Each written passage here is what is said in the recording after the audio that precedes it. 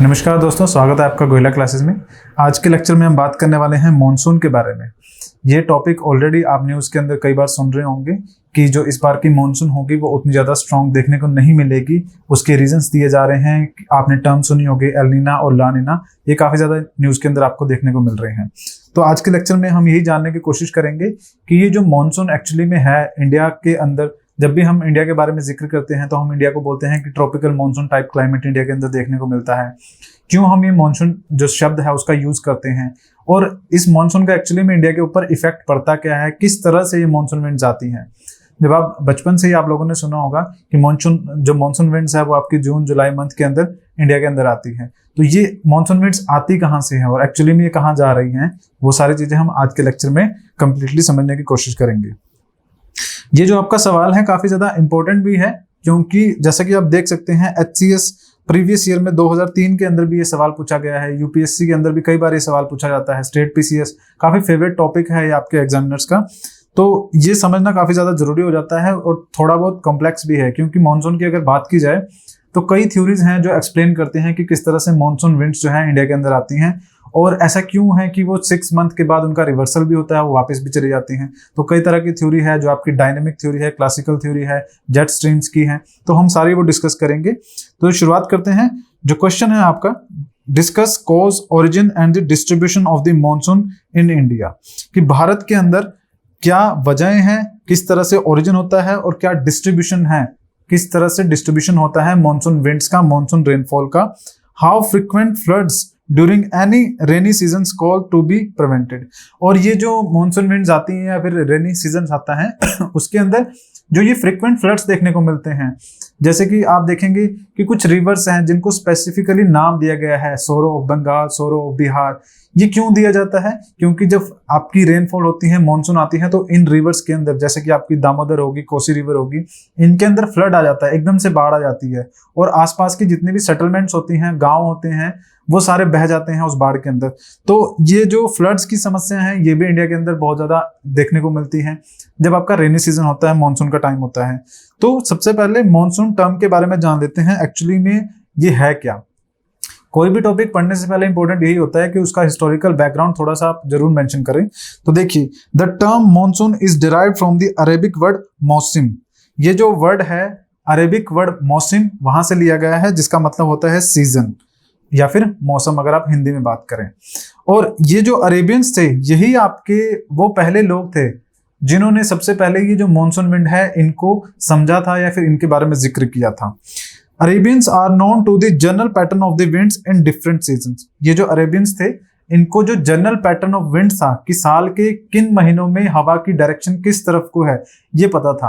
अब क्यों पता था? क्योंकि ये आपके अर्ली मर्चेंट्स हुआ करते थे, व्यापार किया करते थे, और उस टाइम पे जो शिप्स हुआ करते थे उनमें इंजन तो नहीं होते थे, तो ये जो विंड्स हैं इन्हीं के थ्रू ये ट्रेवल किया करते थे ओशन के अंदर। As such Arabians used to sail their ships for the movement of the goods and the people. सामान के लिए या फिर लोगों को ले जाने के लिए ये जो शिप्स हैं इनका यूज किया जाता था। रीजन क्या था? अरेबियंस को किस तरह से पता था? क्योंकि वो ट्रेड किया करते थे गुड्स का और पीपल्स का। लोग भी आया जाया करते थे, सामान जो होता था उसको खरीदते थे, बेचते थे। उस वजह से उनको विंड्स के बारे में जानकारी रखना जरूरी था, क्योंकि उस टाइम के जो शिप्स थे उनमें इंजन नहीं हुआ करते थे। तो इसी वजह से क्या है, जो अरेबियंस है वो सबसे पहले लोग ऐसे बने जिन्होंने ये जो मॉनसून विंड्स हैं उनका जिक्र किया। और ये उन्होंने ही बताया था कि ये जो मॉनसून विंड्स है इनका जो वापसी का टाइम होता है 6 महीने, ये एक डायरेक्शन में जाएंगे। जैसे कि इंडिया के कंटेक्स्ट में अगर बात करूं तो 6 महीने के लिए मॉनसून विंड्स की डायरेक्शन क्या होती है? नॉर्थ ईस्ट डायरेक्शन में जाती हैं और उसके बाद 6 महीने बाद ये आपकी साउथ वेस्ट डायरेक्शन में इनकी मूवमेंट होती है। तो ये अरेबियंस के द्वारा भी हमें मिला है। The term monsoon appears to be early in Greek, Indian and Buddhist and Arab scholars. तो ये जो टर्म है वैसे जो देखने को मिलती है ये आपकी ग्रीक्स जो है, इंडियंस, बुद्धिस्ट और अरब स्कॉलर्स हैं, उनके जो मेंशन थे, चाहे वो बुक्स थी या किसी और चीज के अंदर, आपको देखने को जरूर मिलती है।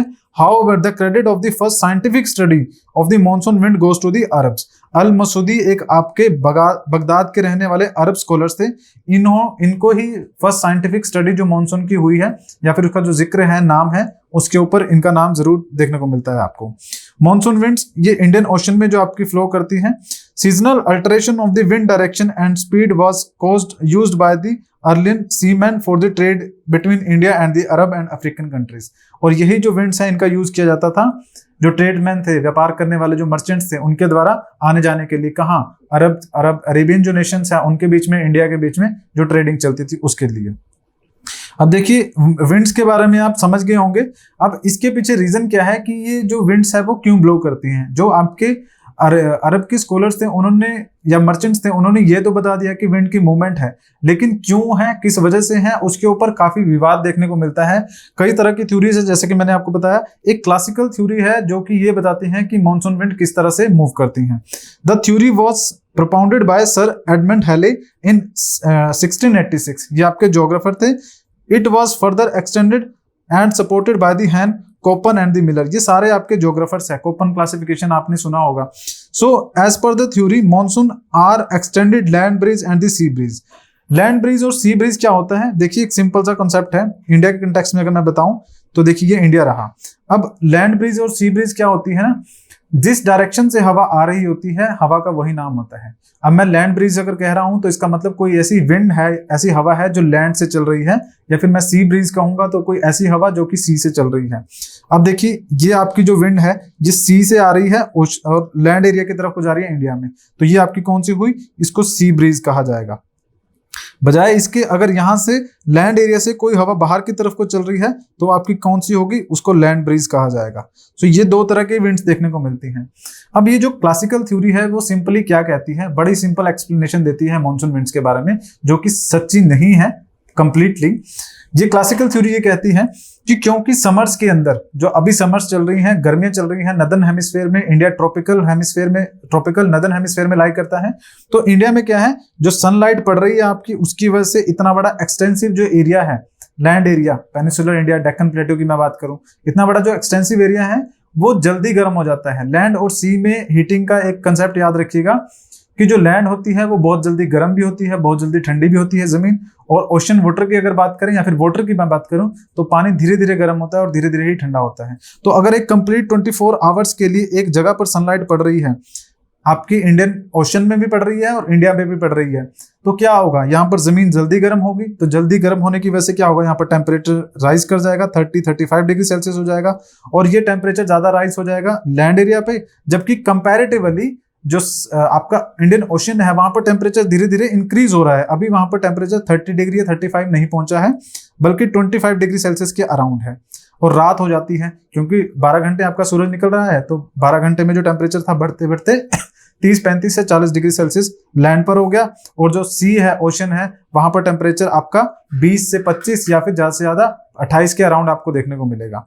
अब एक चीज मैंने आपको ऑलरेडी बताई होगी या ज्योग्राफी में आपने पढ़ा होगा कि जो विंड होती है हमेशा ट्रेवल करती है from high pressure area towards the low pressure area.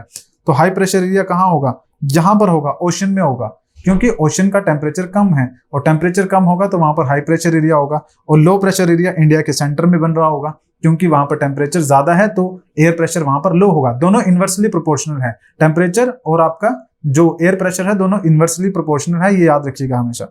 तो हाई प्रेशर एरिया से विंड मूव करेगी लो प्रेशर एरिया की तरफ को, ये आपको देखने को मिलेगी। और जब आपका समर के बजाय विंटर्स आएंगी तो उसमें होगा क्या, बिल्कुल अपोजिट हो जाएगा। विंटर्स में सनलाइट बिल्कुल स्ट्रेट पड़ती है सदर्न हेमिस्फीयर में, तो उस टाइम पर क्या होगा, ये जो लैंड होगी ये आपकी कंपैरेटिवली ज्यादा ठंडी होगी, और जो ओशन होगा वो आपका कंपैरेटिवली ज्यादा गर्म होगा। क्योंकि जो आपका इंडियन ओशन है वो साउथ की तरफ में अगर बात करूं तो सदर्न हेमिस्फीयर नीचे की तरफ आ जाएगा जैसे ही आप इक्वेटर क्रॉस करेंगे तो उस हिस्से में सनलाइट अभी ज्यादा पड़ रही है, जबकि इंडिया जो है वो 23 के अराउंड आपके ट्रॉपिक ऑफ कैंसर सेंटर से गुजर रही है, तो उस हिस्से में क्या है, विंटर चल रही होगी, सनलाइट नहीं होगी। तो वहां पर क्या होगा, विंटर्स के अंदर यहाँ पर हाई प्रेशर एरिया बनेगा और इंडियन ओशन में लो प्रेशर एरिया बनेगा। तो जो अब विंड्स हैं वो आपकी लैंड एरिया से सी की तरफ को चलेगी। ये आपकी क्लासिकल थ्योरी रिप्रेजेंट करती है, जो मॉनसून को रिप्रेजेंट करती है कि इस तरह से मॉनसून विंड्स आती हैं और उनका जो डायरेक्शन है वो 6 महीने बाद चेंज भी हो जाता है। अभी कुछ टाइम तक ये जो थ्योरी थी, जब आपकी ये थ्योरी जब प्रोपाउंड की गई थी उस टाइम पर तो ये काफी हद तक सही भी लगती थी, लेकिन बाद में क्या है, इस थ्योरी के अंदर आपको कई ज्यादा जो एडवांसमेंट है वो देखने को मिलती है। बाद में आपकी जो क्लासिकल थ्योरी है जो 1686 में जो आपके सर एडमंड हेली थी उनके द्वारा प्रोपाउंड की गई थी, उसमें चेंजेस देखने को मिलते हैं। ये देखिए, ये सेम डायरेक्शन है, ये आपकी लैंड ब्रीज जा रही है जो कि क्लासिकल थ्योरी के अकॉर्डिंग है। ये समर का टाइम है आपका, जिस टाइम पर यहाँ पर लो प्रेशर एरिया है और यहाँ पर हाई प्रेशर एरिया है। विंटर्स के टाइम पर यहाँ पर आपका लो प्रेशर एरिया बन जाएगा इंडियन ओशन में और यहाँ पर हाई प्रेशर एरिया बनेगा, तो विंड्स इस डायरेक्शन में चलेगी। ये क्लासिकल थ्योरी आपके रिप्रेजेंट करती है। अब यही चीज आपको यहाँ पर एक्सप्लेन की गई है कि Thar desert, Arabian Sahara desert, यहाँ पर क्या है, गर्मियां हो जाती है समर्स के अंदर, तो विंड की डायरेक्शन ये होती है। नेक्स्ट हम देखते हैं हमारी डायनामिक थ्योरी क्या कहती है। डायनामिक थ्योरी ये प्रोपाउंड की गई थी फोहन द्वारा, ये आपके जर्मन मेट्रोलॉजिस्ट थे जो मौसम विज्ञान से संबंध रखते हैं। 1951 के अंदर ये थ्योरी जो है आपकी प्रोपाउंड की गई थी। सो उस टाइम पर ये कहा गया था कि, और यही थ्योरी जो आपकी बाद में इंडियन जो आपके ज्योग्राफर थे कृष्ण राव 1952 में, उन्होंने ही इस थ्योरी को आगे बढ़ाया, एनरिच किया। इस थ्योरी के अकॉर्डिंग क्या था कि प्रेशर बेल्ट्स जो हैं वो शिफ्ट होती हैं। प्रेशर बेल्ट्स का मतलब क्या है, देखिए आपका जो इक्वेटर है, अगर मैं बात करूं ये वाली जगह आपकी इक्वेटर है, जहां पर क्या है ITCZ बनता है, इंटर ट्रॉपिकल कन्वर्जेंस जोन, जहां पर दोनों विंड्स, नॉर्थ की बात करें या साउथ की बात करें, दोनों तरफ से विंड्स आके मिलती हैं। अब आप इस इमेज में देखिएगा कि ये आपका अर्थ है, यहाँ पर इक्वेटर है, यहाँ से विंड्स इस डायरेक्शन में चलती है, और जो इक्वेटर वाला हिस्सा है उसको इंटरट्रॉपिकल कन्वर्जेंस जोन कहा जाता है, 0 डिग्री, जहां पर दोनों तरफ से हवाएं आके मिलती है, नॉर्थ एंड साउथ से। तो ये जो ITCZ है ये कोई परमानेंट फिक्स नहीं होता, ऐसा नहीं है कि ITCZ पूरे साल 0 डिग्री पे ही रहता है। ये ITCZ शिफ्ट करता है सन की अपरेंट पोजीशन के अकॉर्डिंगली। जब सनलाइट आपकी यहाँ पर समर्स के अंदर जून जुलाई में 23.5 पर सीधी पड़ रही होती है, 23.5 डिग्री पे जब सनलाइट सीधी पड़ रही होती है समर्स में, तो ये ITCZ शिफ्ट होके यहाँ पर चला जाता है, 23.5 पे चला जाता है। तो ITCZ जब 23.5 पे चला जाता है और उसके बाद विंटर्स की अगर मैं बात करूं तो विंटर में 23.5 डिग्री साउथ में आ जाता है। अब यहाँ पर आके विंड जो है इकट्ठी होती हैं, तो आप देखेंगे क्या कि जब आपका समर्स होगा तो हमने एक और चीज भी पढ़ी है ना कि कोरियोलिस फोर्स जो होती है वो हवा को डिफ्लेक्ट करती है नदर्न हेमिस्फेयर में राइट की तरफ और सदर्न हेमिस्फेयर में लेफ्ट की तरफ। तो आप क्या देखेंगे यहाँ पर कि जो आपका नया ITCZ बनेगा, जब आपकी समर आ जाएगी नदर्न हेमिस्फेयर में, तो जो विंड साउथ से आ रही हैं वो डिफ्लेक्ट करेंगी, जब नॉर्थ में जाएंगे इक्वेटर को क्रॉस करेंगे। अभी यहाँ पर ITCZ बनेगा, इस चीज को ध्यान से समझिएगा। ITCZ अब 23.5 पे बन रहा है, और क्यों बन रहा है, क्योंकि वहां पे सनलाइट बिल्कुल सीधी पड़ रही है। अब इक्वेटर यहाँ पर है आपका, 0 डिग्री आप यहाँ पे है। अब विंड्स क्या होंगे, ITCZ पे ही आएंगी। ITCZ वो लाइन जहां पर दोनों साइड से विंड्स आके मर्ज होती है, नॉर्थ और साउथ से, तो ये विंड्स इस डायरेक्शन में आएंगी। और क्योंकि जैसे ही ये इक्वेटर को क्रॉस करेंगी तो इन विंड्स की डायरेक्शन ये वाली हो जाएगी, ये डायरेक्शन हो जाएगी। तो अब इंडिया कहाँ लाई कर रहा है, ये 23.5 के बीच में यहाँ पर लाई कर रहा है इंडिया। तो इंडिया में क्या महसूस होगा कि जो विंड्स है वो साउथ वेस्ट डायरेक्शन से आ रहा है और नॉर्थ ईस्ट डायरेक्शन की तरफ को जा रहा है। ये समर्स में महसूस होगा क्योंकि ITCZ या फिर प्रेशर बेल्ट जो है वो शिफ्ट हो गई नॉर्थ की तरफ को। अब इसी चीज का अपोजिट अगर आप देखेंगे तो वो विंटर्स में देखने को मिलेगा। विंटर में केस क्या होगा कि ITCZ आपका शिफ्ट कर जाएगा, इंटरट्रॉपिकल कन्वर्जेंस जोन शिफ्ट कर जाएगा साउथ की तरफ को, तो जो विंड्स की डायरेक्शन होगी अब वो उल्टी हो जाएगी। यहाँ पर आप देखें ये 23.5 डिग्री मान के चलते हैं साउथ वाला, और यहाँ पर इक्वेटर है, तो जो विंड्स आएंगी अब वो क्या होगा, वो इस डायरेक्शन में आएंगी, इस डायरेक्शन में आएंगी ITCZ की तरफ को। तो ये रीजंस है जो आपकी डायनेमिक थ्योरी एक्सप्लेन करती है कि ITCZ पहले यहां पर था, उसके बाद शिफ्ट करके यहां चला जाता है, तो विंड्स जैसे ही इक्वेटर क्रॉस करेंगी तो वो इस डायरेक्शन में जाएंगी, क्योंकि इक्वेटर मतलब नॉर्थ में गई, नॉर्थ में जाता ही क्या होगा, विंड अपनी राइट डायरेक्शन में डिफ्लेक्ट कर जाएगी, तो यही इसका राइट होगा, और इसी वजह से साउथ वेस्ट मानसून जो है वो समर्स में देखने को मिलती है। ये आपकी डायनेमिक थ्योरी जो है वो एक्सप्लेन करती है।